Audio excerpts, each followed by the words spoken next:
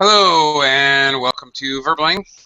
Hi there, I'm Teacher Oakley, and for the next hour we are going to be examining conjunctions in English. Conjunctions join phrases together. So we'll be looking at two different types of conjunctions and how they work, talk about it, and maybe try a few exercises to test out using them. Okay, plus I'm going to bring up other related important ideas about conjunctions in English as we go along. All right, let me welcome students to the class. First of all, hello, Sarah. Hi, teacher. Hi, how are you? Where are you from? I'm from Italy, but I'm currently living in London. From Italy, living in London. Okay, terrific. Thanks for joining us. Glad you could join the class. Let me also welcome Nguyen. Hello. Hello. Hello. Hello. How are you? Hello. I'm doing well. Thank you. Okay. Great. Thanks for joining us. Yes. Nice to meet you. Nice to meet you. Nice to meet you too. And should I call you Nguyen? Is that correct? My correct name is Thảo. Nguyen is my first name. Right. Yeah. I kind of knew that. Yeah. What is it again? Sorry. My correct name is Thảo. Thảo. C-H-A-O. Thảo. C-A-A-O. Kale. Thảo. Carol. Thảo. Yes. Carol. Okay. Yeah. Thank you for that. Thank you, Carol. And I'm going to assume you're from Vietnam. Yes. I'm come from Vietnam. Okay. I recognize the name. Okay. Welcome to the class. Let me also welcome Christina. Hello, Christina. Hello, how are you? I'm fine. How are you? Fine, thank you. Great. Welcome to the class. Also, let me say hello to Vincenzo. Hi, Vincenzo. How you doing?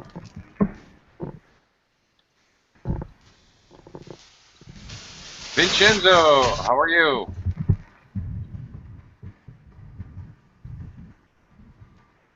Vincenzo, you don't appear to be muted. I'm not sure what the issue is, but anyway, hello. Okay, if you can get that working, just give me a shout out. Say hello. Also, I'd like to welcome Antonia. Antonina. Hello, teacher. Hello. Welcome to the class. Where are you from? I'm from Germany. Okay. Terrific. Welcome to the class. Thank you. Thanks for joining us. And Christian as well. Hi, Christian. Good morning, Oakley. How are you today? I'm fine. How are you doing? Oh, yes, fine. Thank you very much. Yes. Hello. Hello. Hi. Do you hear me? Can you hear me, teacher? Vincenzo? Yes, I can. Now I can. Okay. Thanks. Okay. Thank Good morning. You. Good morning. Okay. Thank you. All right. Christian, welcome to the class as well. Excuse me. No problem. No biggie. Okay, I have a presentation to share with you guys. By the way, there's still room in the class. If anybody would like to join us, just come on in anytime. No big deal. All right, I'm going to share a little presentation with you guys today and talk about the all-important conjunctions. Here we go. All right. Coordinating, first of all, there are two types of conjunctions, and those are coordinating and subordinate conjunctions. And they have two different functions, and that is the basis, the most central point that we're going to look at today, in addition to some other side points. All right, let's talk about conjunctions as a whole. Why do we use conjunctions? What is the purpose? Well, we join sentences or words together, or more importantly, clauses, independent and dependent clauses. By the way, I will be using the Verbling chat box to make auxiliary points, extra points during the presentation, and also extra information. I'll be putting over here in the Verbling chat box, independent and dependent clauses, more importantly. For example, Michael likes basketball. He plays on a team. These are two. What are these? What are these? They're sentences, of course. These are two simple sentences. We want to join a simple sentence, by the way, is an independent clause. Same thing. Interchangeable. A simple sentence. So I may, as I present information to you, I may call it a simple sentence one time. I may call it an independent clause the next time. It really doesn't matter. They're actually the same thing. And that is going to be important. Now, we can say instead, Michael likes basketball and he plays on a team. What have I done? I've simply joined these two simple sentences together, or two independent clauses together, by using the word and to form one sentence. And, in this case, is what's called a coordinating conjunction. Both sentences are equally important, and they're not dependent on each other. All right, they're both independent clauses. They're both simple sentences. That is what a coordinating conjunction does. Okay. All right, here it says coordinating conjunctions that are common and, but, or, for, nor, so, yet. Well, that's it, and I want to give you a mnemonic device or a memory helper to help you remember coordinating conjunctions. There's an easier way to remember these. That's by remembering fanboys as an acronym for the coordinating conjunction. So, getting some serious feedback from somebody. Not sure who, can't tell. If you wouldn't mind, please mute your microphone when you're not speaking, and then a little later we're going to be doing some exercises, and I'll call on you. I'll call your name, and we'll be talking later. No worries. But during my intro here, at least, or when you're not speaking, please mute your microphone, because otherwise everybody in the entire class can hear anything that's going on where you are, and or feedback, and or echoes. Okay, so where were we? Fanboys. This is an easy way to learn these, because it's an easy word to remember, maybe, and that includes all the coordinating conjunctions: for, and, nor, but, or, yet, so. Same ones we see here, but different order, that's all. Another example: I want to live in Turkey, period. I should learn Turkish.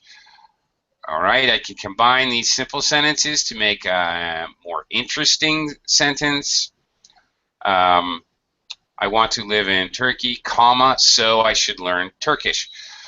All right, why do we even bother?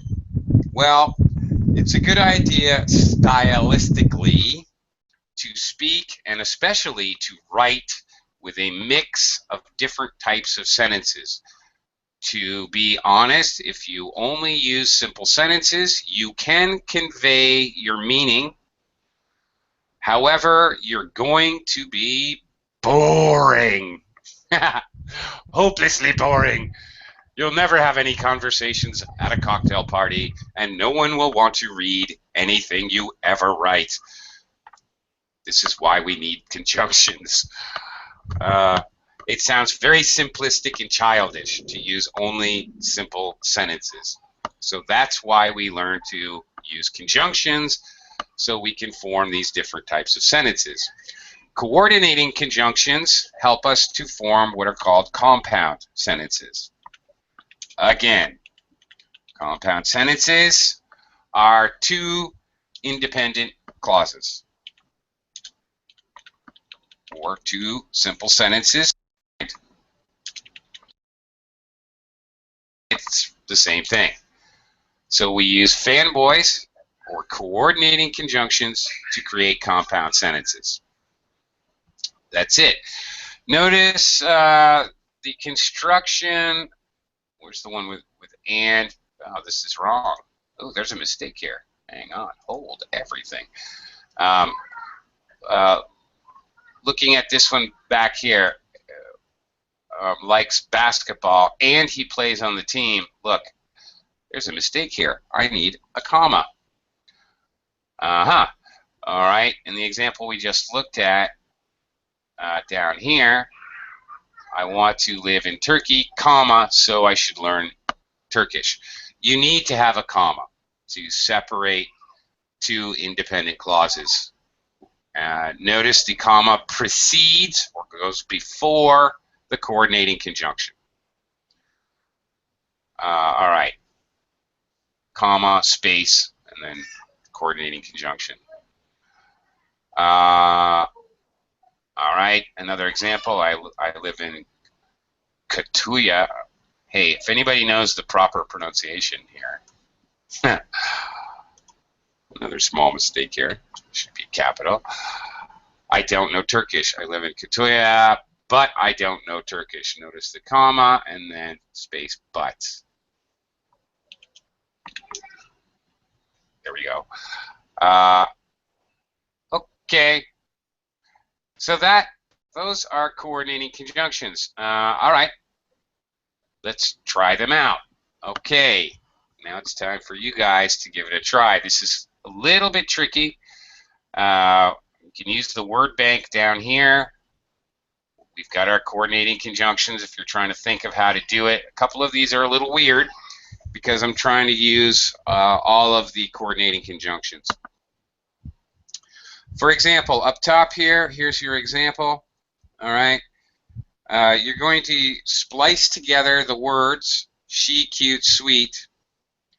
She is cute and sweet. Now, okay, this is still a conjunction, but this is not a compound sentence. This is simply a sentence where we're using and to combine two adjectives together. This is only one simple sentence here. All right, but anyway, all right. So we're going to use, in other words, we're going to attempt to use fanboys to create a sentence here. All right. Let's give it a try. All right, starting with Sarah. Sarah. Yes, I'm here. Okay, how can we use one of these words down here to in the word bank to make a sentence here? From I like tea, kebab, Aaron. Aaron. I like tea, kebab, and Aaron. Okay. I like tea. Now, for listing things. Comma. Thank you. That is correct. Comma. Oh, okay. Oh, okay. Yes, I know what you're doing. All right, let's talk about that. You wanted to put a comma here. No, it is not correct. Actually, it is correct. Actually, there's two rules. We need to discuss that. If you're doing listing with and or, Actually, if it's a here's the rule. I apologize. It's one of those English stupid rules, grammatical rules that don't make a whole lot of sense. If it's a short sentence, a short list, 2 or 3 things, generally speaking, or if it's a list of nouns, you don't need a comma. All right? But if it's a list of phrases, such as you're discussing, I like swimming when I go to the beach, I like swimming in the ocean, getting a suntan, and playing volleyball. Well, then in that case, you would put a comma before and. Or if it's a long list. The truth is, Sarah, technically speaking, in English, putting a comma here is never wrong. Oh, okay. Thank you. It's never wrong to do that. It's not necessary sometimes. Okay, so it's one of those stupid rules. It depends. Yeah, it depends. Normally, native English speakers don't do it unless we're listing phrases, or it's a long list. But technically speaking, it's not wrong to do so. Okay. All right. Let me. You're welcome. Let me move on and let me speak to Cairo. Cairo from Vietnam. Cairo. My name is Thảo. Kyle. Yeah, Thảo. Yeah. If you'd like to write it so I could see it, that would be terrific. Can you write it in the Verbling chat box?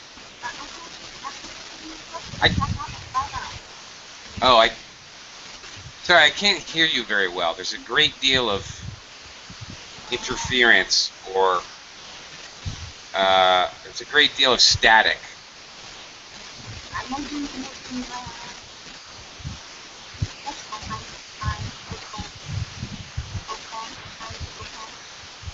Oh, I'm terribly sorry. I can't really understand you.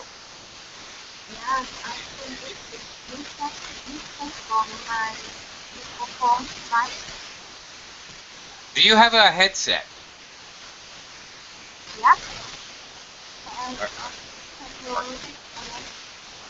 Okay. Are you using a headset? Maybe it's your headset. Okay. Okay. A little difficult to understand you. I'm not sure what the problem is. If you'd like to write your answer in the Verbling chat box, okay, you're using a microphone, but are you using a headphone? Yeah? Okay. Headphone. All right, you are. All right. I can see what you're writing. That's fine.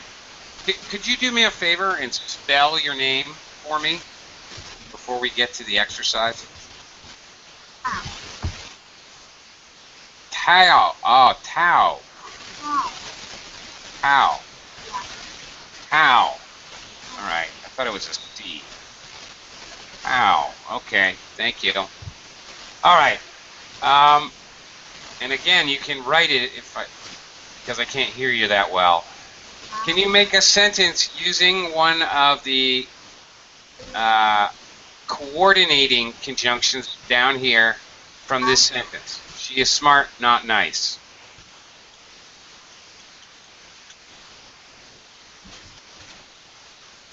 Can you make a sentence from these words?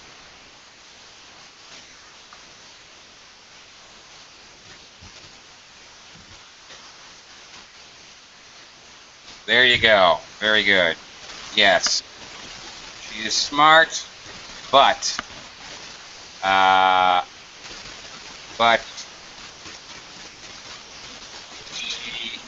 she is not nice. Okay. Now, I don't have to. I want to explain something about this sentence.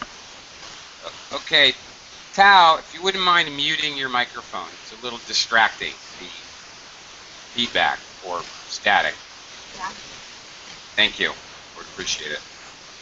I just want to explain something about these sentences. I'm going to go ahead and mute you. Okay. Sorry about that. It was a little disturbing. Okay.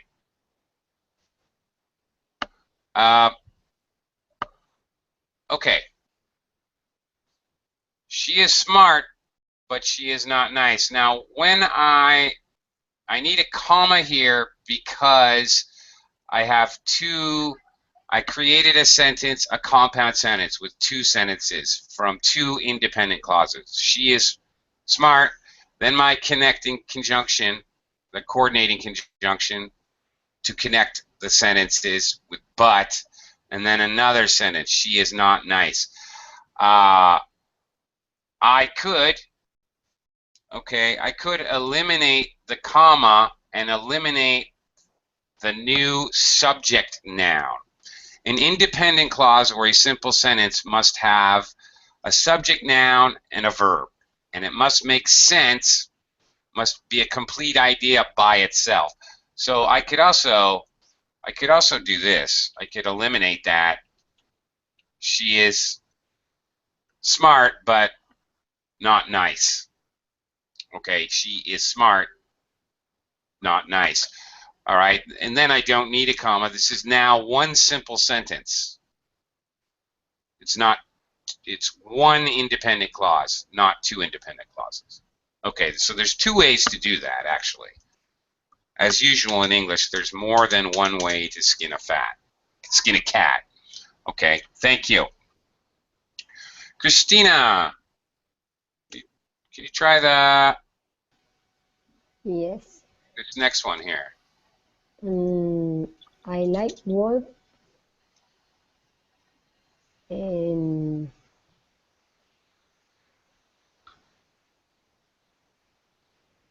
but no. I like work. Okay, this is a tricky one. Okay. I don't know. Okay, first of all, let me help you, all right? First of all, there's other words missing. Let's, I like to walk. Okay. But it is for fun. But it is for fun. Okay. Yeah. That would work. Okay, there's nothing wrong with that. And that would be a good sentence using a coordinating conjunction. You are not wrong. But I want to try something. Can you think of a coordinating conjunction here that would mean because? So? No.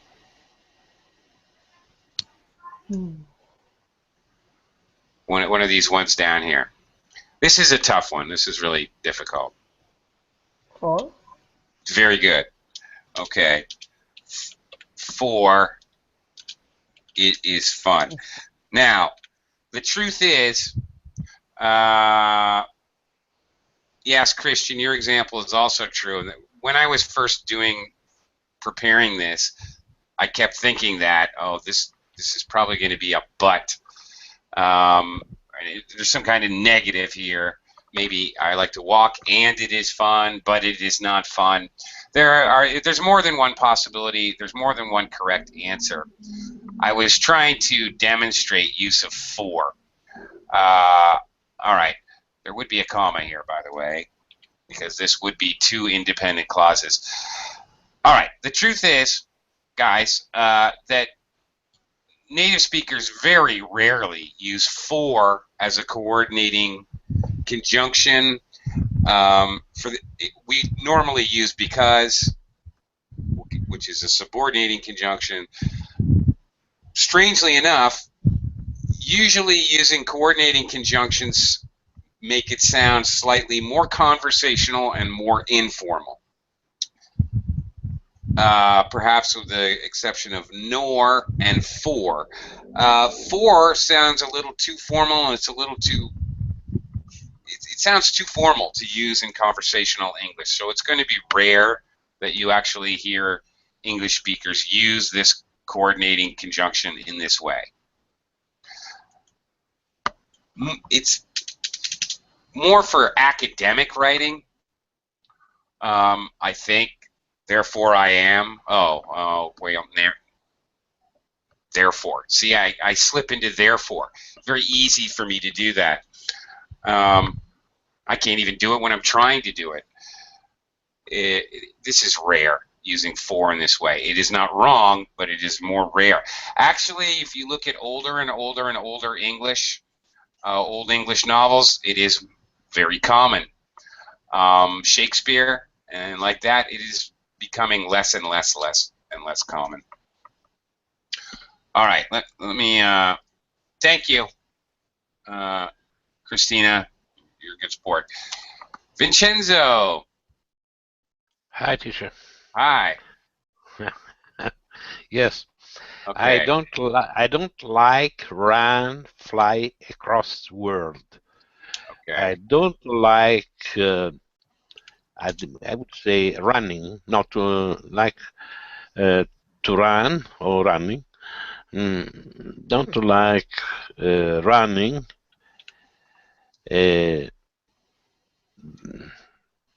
Therefore, oh no, can I say therefore? Now we're trying to use the coordinating. Therefore, I fly across the world. Okay. It's very difficult to run across the world, you know. So I fly. Therefore, I fly across the world. Okay. Well. No. So. No. So. Yeah, okay. So. I fly across the world. I fly across the world. Okay. Well, that would work. There's nothing wrong with that. Yes, it's a little strange, you know. Yeah, it's a strange sentence. It's going to be strange no matter what we do here. Okay. Yes. Yeah, it's a weird sentence. Yes, but you've done a great job. Now, one comment I don't like. After the main verb like, it is perfectly acceptable to use the gerund form. That's with the ing, as Vincenzo did.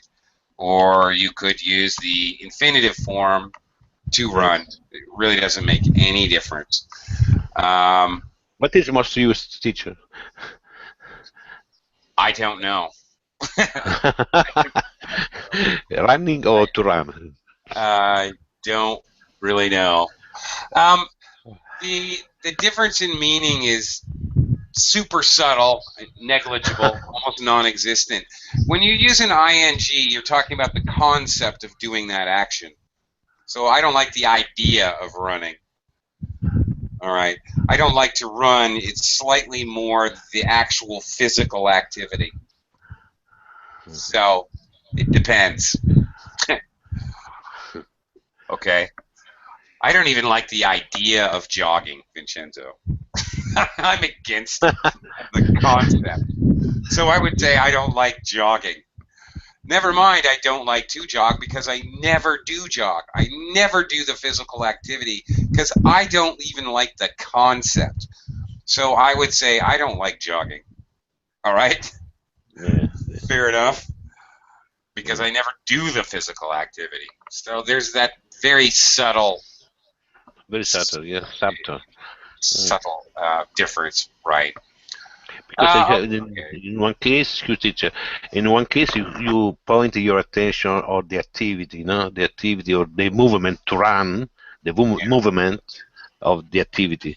In the other case, you are talking about general running in general, no? Yeah, right. And Christina called me out. Thank you, Christina. You're absolutely correct. We do have another subject noun, and so that's what I look for when I'm trying to think about the comma. Do I have another subject noun? Yes, I do. It's I. You're absolutely right. You need a comma for that one. Yes, good call. Okay, great. Antonina, you try the next one here. Do you want beef, lamb, or chicken? Okay. This is very easy. Yeah, you got lucky. All right. Again, the same thing using and or as I spoke to Sarah about at the beginning. Same idea. Okay, beef, lamb. The comma before or is optional here. It's a short list, so we don't need it, but it's not wrong to have it either. All right. Okay. All right, Christian. Yes, I'm here. All A right. question, teacher. Why don't we put or in front of lamb also? Do you want Do you want beef beef? or lamb or chicken? Do you want beef or lamb or chicken? No, because there are three things. You want beef, lamb. It seems yes. I know that it's colloquial, no, It but is colloquial. That's right. yeah, yeah. It's colloquial. Because I'm writing it, I don't do it. It is colloquial speech, a waiter or waitress. We have 5 specials. Would you like the beef or the lamb or the chicken or the fish or the octopus? Yeah, but that's colloquial speech. You really shouldn't do that when you're Yes, writing. teacher. If you had another choose about so lamb, chicken, or cheese, what would it be the sentence? Yeah, you could still do the same thing. The same thing. The last one would be with the or, no? That's right. Okay, thanks. Yeah. Okay. And in either of these listing, okay, side note here, the first one that Sarah did, I like tea, kebab, and aryan. I go up, I go down. Doesn't matter. This is my intonation pattern, speaking pattern. Doesn't matter if it's and or. Do you want beef or lamb or chicken? Up, and down. Doesn't matter what you're listing with and or. It doesn't matter how many things. 1, 2, 3, 4, 5, 6, or 7. Doesn't matter how many it is. The last one goes down. Okay, I'm going to give you the last one here, Christian, because I want you to try it. Yep. I like read and rarely to do it. I like read, comma. Okay. And rarely to do it. It's possible, no? Not really, and rarely to do it. I'll write it, and then we'll talk about it. Okay, number 1. First of all, Christian, this is going to be after our main verb here is like. So we need, as I was talking about before, either a gerund or an infinitive. I like to read. I like to read. No. That's fine. Yes, that's perfectly fine. I like to read. All right. I think a logical answer here, and rarely do it, doesn't really match. If you like it, why do you rarely do it? Yes, because maybe you don't have any times to read. Right. So why use the conjunction and? I think there's a much more fitting. Yes. But. Rarely do it. Now here, I don't need to do it. I don't need to make this an infinitive. But rarely to do it. Yeah. But rarely do it. Not to do it. But rarely do it. Yeah.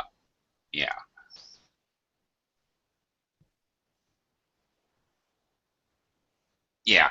You can't. We got this. Okay. We got an adverb here acting on the main verb. So this is a main verb. So when this happens, we're not going to use it. We can't use an infinitive. This is another main verb. All right. Yeah. So, okay, but rarely do it. All right. I actually don't need a comma here unless I want to introduce another subject. Now, as in, but I rarely do it. Ah, okay. Okay, now it's a compound sentence. Instead of a simple sentence, which without the subject noun I here, this becomes a simple sentence. We designate that as an SVV. One subject, I, two verbs, like, do. That's it. Okay. Okay. Okay. But with I, it is a compound. Okay. Enough. Thank you. Enough about coordinating conjunctions. And okay, let's talk subordinating conjunctions. Okay. Now, as we've just seen, coordinating conjunctions connect equally important sentences. Well, yeah, they're both independent clauses. They're both simple sentences. So, yeah, sure. Subordinating conjunctions, on the other hand, connect sentences where one depends on the other. That's because one clause is a dependent clause and one clause is an independent clause. What's the difference? Again, an independent clause is a simple sentence which must have a subject, its own verb, and it must be a complete thought all by itself. Okay, so what happens here is our dependent clauses will have a subject noun and a verb. However, all by themselves, if you say nothing else, just this one clause, it's not going to make any sense.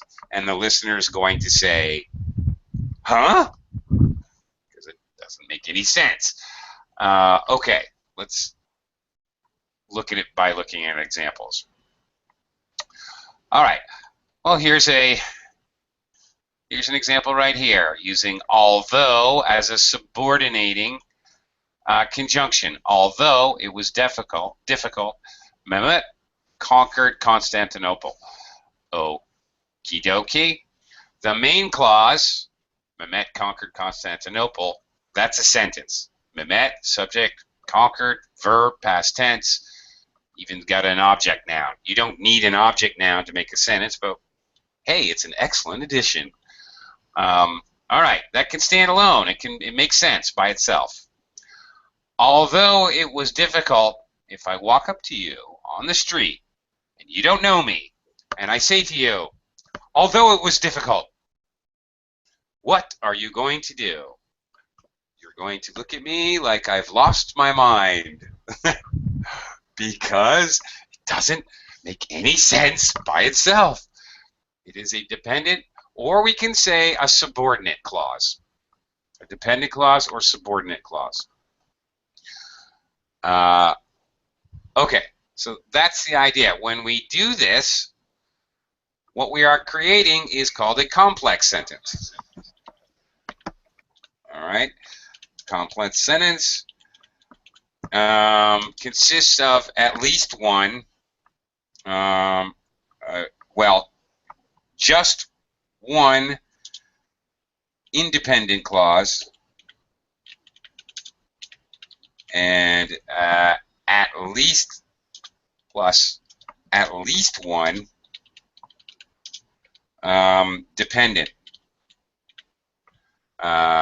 dependent clause. I say at least one. In English, in reality, if you extrapolate the concepts in English, in reality, in English, you can add clauses from starting now to the end of the universe. It is grammatically, it is not incorrect. You can keep adding dependent clauses forever, throughout all time and space. Grammatically speaking, you can do that. However, you don't want to do that because obviously no one will live long enough to actually read your sentence. And besides that, your sentence will be far too long for anyone to care. So, Okay.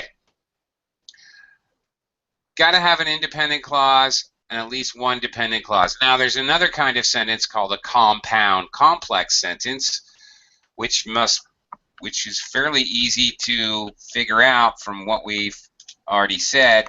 A compound complex sentence is both things. There are two independent clauses and at least one dependent clause or more. Okay, so we've basically talked about all kinds of sentences. Okay, two independent clauses and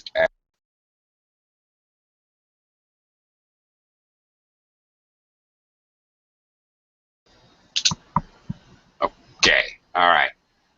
Well, now you know every kind of sentence there is. Simple, compound, complex, compound, complex. There you go. You need to be able to use conjunctions to form them. Okay. Important to note, very important, this last message here, subordinate clauses and their corresponding conjunctions can come before or after the main clause with absolutely no effect on the meaning of the sentence. In other words, I can just as easily say Mehmet conquered Constantinople, although it was difficult. Doesn't make any difference, doesn't change the meaning. In this third bullet point here, I will follow you always, even if it isn't pleasant. I can say, even if it isn't pleasant, I will follow you always. There's a mistake in this sentence. Actually, I made some errors in here. Okay, in reality, when the dependent clause is second, I don't need a comma. That comma's actually wrong there. It is not necessary. You may need to put a comma there for other reasons in a more complex sentence, if it's a relative clause or something like that. Never mind. We won't even get into that. But in basic sentences, you don't. This bullet point 2, although it was difficult, Mehmet conquered Constantinople, that is correct. If your subordinate clause is first, you must have a comma. If it's not, you don't have to. All right, here is a very partial list of subordinate conjunction words. After, although, as soon as, blah, blah, blah, that, then, whenever, whereas, okay. There are lots of them. One important note, side note here, in these, looking at these subordinate conjunction words, there are some which have to do with time. They're called time subordinators, not coincidentally. For example, after, as soon as, before, by the time, every time, including if and unless, when, while, all right? Mostly they're obviously concerned with time. There are a couple confusing ones, for example, if, or even if, or unless. Those are considered time subordinators. It's important to know that you can never ever use any future tense with a time subordinator, ever. That is a absolute no-no. You can never do this. Most of the time subordinators are easy to identify. I mean, after, before, as soon as. Obviously, they have to do with time. The ones that trip people up are usually if and unless. Okay, so try to remember this extra little fact. Yes, I could do it. I most certainly could do. I could do an example. Sure, I could. Hang on. Why? Okay. All right. No future tenses with time subordinators. For example, I cannot say, for example, a very common mistake is to include a future tense in an if clause, in a conditional sentence. This is very, very common. If it will rain, I will stay home. Nope, can't do this. This is wrong, wrong, wrong, wrong. All right. If it will rain, I will stay home doesn't make sense. It needs to be if it rains, present tense, I will stay home. Okay, I will tell him when he will come home. Wrong. Can't do this. When is the subordinator? This is very wrong. This is another common one, a mistake to use a future tense with when. When he will do something. You can't do it. You simply can't. All right? This is wrong. Should be, I will tell him when he comes home. Simple present tense. Okay, so that's an important, very common mistake when using these subordinators. Okay. What do we do? All right.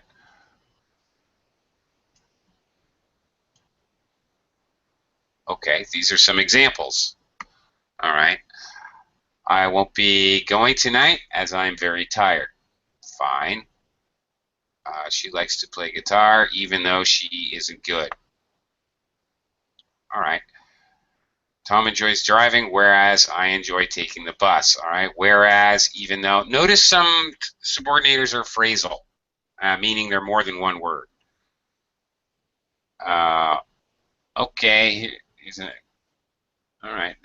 If it's cold out, we won't be going. They want to go home after dinner. Okay. Keep pressure on the wound until the nurse arrives. Notice not until the nurse will arrive. You can't do that. Wherever there is good food, that's where I want to go. Okay. Also notice the use of commas. This one's wrong here. Don't need a comma there. Okay. There should be a comma when the subordinate clause is first. It doesn't need to be a comma when it's second. Mistakes here. In the event that some phrasal subordinators are very long. In the event that 4 words long. Okay, the whole thing functions as one unit as the subordinator. All right, let's try. Okay. All right, we're going to do the same thing we did with the connectives. Okay, I'm going to help you out and limit the number of subordinators down here in the word bank. Let's give this a try. Sarah, can you try the first bullet point here? They play soccer, weather bad. Can you make a sentence using one of these subordinators below? Sarah? Are you there? Can you guys hear me? Yes, teacher. Right. Okay. Sometimes, It's okay. okay. It's okay. Sometimes you lose connection, you don't even know you're lost.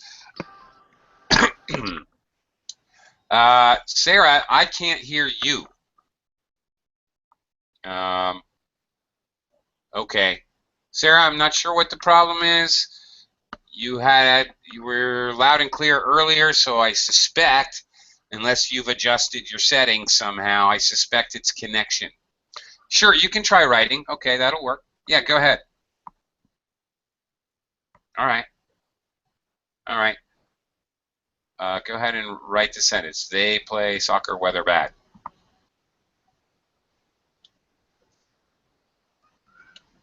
Go for it. Okay.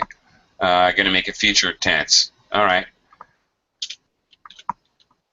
They play, not a regular activity, but a future prediction. All right, that's fine. No problem there. They will play soccer even if the weather is bad.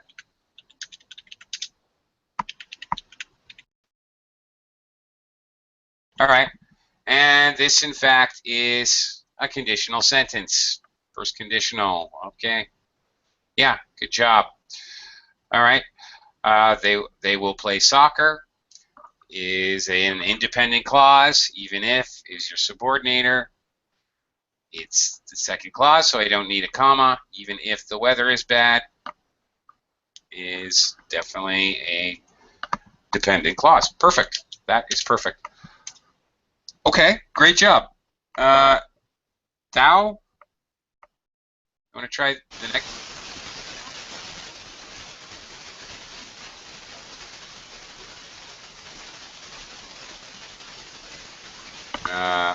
Okay. Oh, this one's weird. Something's missing here.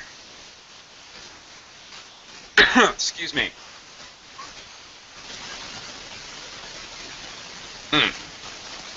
Something's missing from that. Let me give you another word.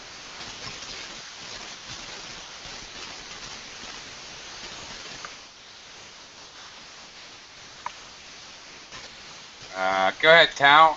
Try to work on this one. How about, why don't we use, yeah, okay, that's it. All right. There's a word missing there. All right. So how about that? Okay, you got the right idea. Okay, it won't work.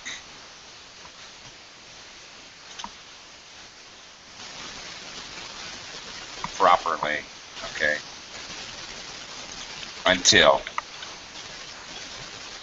it is fixed. Okay. Oh, there you go. Okay. That's the idea. Great. Okay. I think you got it. The word work was missing. Obviously, you just needed to stick it in there with what you wrote. This one's a little challenging. Christina? Yes. Yeah. Could you try this one? Yes. She just lunch because she is faint. Okay. Okay. Well, there's different ways to do this. Okay, she just ate lunch because she felt faint, I guess. All right. Let's try one using after. Okay. After she just lunch. No, okay, there needs to be a verb. Okay, let's see what you after.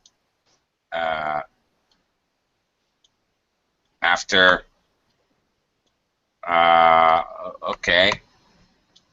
Thank you. Bye-bye. After she just lunched isn't going to work because there's no verb. We may need to put in a verb here. Eat. Okay. Yes. All right. That would be a good verb. Okay. All right. Okay. How about there? After she ate lunch. Lunch. All right. Now. After she ate lunch. She feel faint. Okay. Or she fainted. To faint can be a verb. Okay. You could say she felt faint or she fainted. We can say, teacher, she fainted after just lunch. Just after lunch. Just after lunch. Yeah, that would make sense. Okay. Yeah. She fainted just after lunch. Okay. All right, just after lunch. Okay. Sometimes, now, this can be confusing as well. All right? If you said, okay, actually, Vincenzo, if if you said just after lunch, you have to keep in mind that some of these subordinators here, some of these suckers they have different functions. You have to keep that in mind. Like though, like after and before can be prepositions. That, of course, that can be a demonstrative. That pencil over there. All right. Yes. Some of these have different functions in English, so it needs to be clear if they're being used as a subordinator or not. You know they're being used as a subordinator because you have a subject noun and a verb. Well, it is, there is good food. The nurse arrives. Okay. You do have these constructions after dinner, after lunch. Okay. This is very colloquial. It should be after, really, to have proper English, we should say after eating dinner, after she ate lunch. Really. Okay. Otherwise, it's just a prepositional phrase. But you can say just after eat lunch. Just after she ate lunch, yes, you can say it either way. Yeah, there's a lot. We can combine these words in different orders with this particular group here. Absolutely. Okay. Okay, but that's another thing to be careful of. You know it's a subordinator when it precedes another, there's a subject noun and a verb. If it just precedes, if I say, for example, I will see you, all right, after 3 p.m. Well, okay, after 3 p.m. this is not a clause. There's no subject noun. There's no verb. This is a prepositional phrase. All right. This is a simple sentence with a prepositional phrase attached. Yeah, yeah. Right. That's my point. So, yeah, it's functioning as a subordinator, subject and verb again. Okay. Vincenzo, you want to try this one? This is pretty straightforward. Okay. Get here as soon as possible. Okay. Get here, not head here. Get here as soon as possible. Yeah. Okay. It's very simple. Yeah. Okay, now, also, not to be confused, where are the subjects noun here? Haha. Okay. Okay. When I say things like clean your room, go to sleep, do your homework, these are command sentences, all right, and they don't have a subject noun spoken, but they are in fact, the subject noun is you. It is implied. It's there, but it's not there. It's a different kind of sentence. So be aware that those also exist. Okay. Excuse, a question, teacher. How can it be split this sentence in two sentences? Because there is a coordinate. There is another sentence coordinate. Get here as soon as possible. Get here as soon as it is possible. As soon as it's possible. Yes. Yeah. There are two sentences, one is a coordinated one, no? Yeah, not coordinator, no. There's a dependent and independent. Get here is a command sentence, the independent clause. See, as soon as it is possible is what you're saying. Now, when you say as soon as possible, you're practicing ellipsis. You're dropping the subject now because it can be assumed. So, actually, to be grammatically correct, you would have to use it is possible. Okay, but in spoken English, we frequently use the phrase get here as soon as possible. It's very common. And this is called ellipsis, when we just drop subject noun, especially. That's common. Okay, I got to go because I'm already late for my next class, but thank you very much. I know that was pretty complicated for 1 hour, but as long as you got the most important parts, great. Thank you very much. See you.